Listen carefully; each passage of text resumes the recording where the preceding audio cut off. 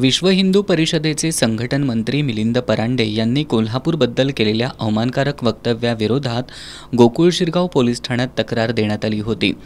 तसंच कणेरी इथल्या मठावर 13 जून रोजी मोर्चा काढण्याचा इशारा प्रागतिक पुरोगामी पक्ष आणि संघटना यांच्या वतीनं देण्यात आला होता। मात्र पोलिसांनी कणेरी मठावर मोर्चा काढण्यास परवानगी नाकारली आहे।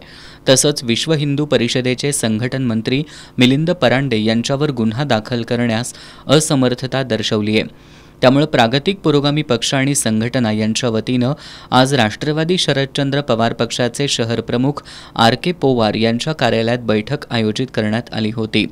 पोलिसांनी मोर्चाला परवानगी नाकारल्यानं या बैठकीत तीव्र नाराजी व्यक्त करण्यात आली। या बैठकीत ॲडव्होकेट बाबा इंदुलकर, ठाकरे गटाचे विजय देवणे, कॉम्रेड सतीशचंद्र कांबळे आदींनी आपल्या भावना व्यक्त केल्या। मिलिंद परांडे यांनी केलेलं वक्तव्य म्हणजे कोल्हापुरात पुन्हा दंगल पेटवण्याचे एक षडयंत्र असल्याचा आरोप करण्यात आला।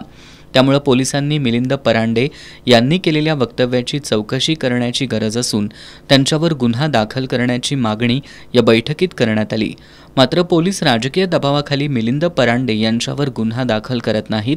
याशिवाय मोर्चाला देखील परवानगी नाकारण्यात आल्यानं पोलिसांवर राजकीय दबाव असल्याचा आरोप या बैठकीत करण्यात आला। त्यामुळे या बैठकीत तीव्र नाराजी व्यक्त करण्यात आली। या संदर्भात शुक्रवारी जिल्हा पोलीस अधीक्षक यांची भेट घेण्याचा निर्णय या बैठकीत घेण्यात आल्याची माहिती ठाकरे गटाचे विजय देवणे यांनी दिली।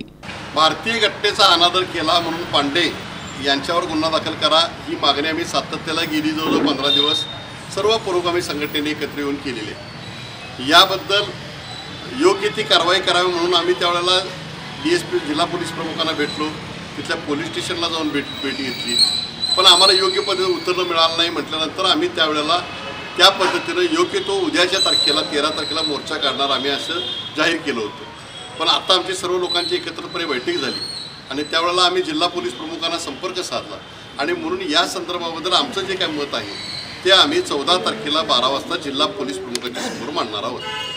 या बैठकीला RK पोवार, कॉम्रेड चंद्रकांत यादव, माजी नगरसेवक तौफिक मुल्लानी, कॉम्रेड दिलीप पोवार, अनिल चव्हाण, बाळासाहेब बर्गे, महादेव पाटील, रमेश वडंगेकर यांच्यासह विविध संघटनांचे प्रमुख पदाधिकारी उपस्थित होते।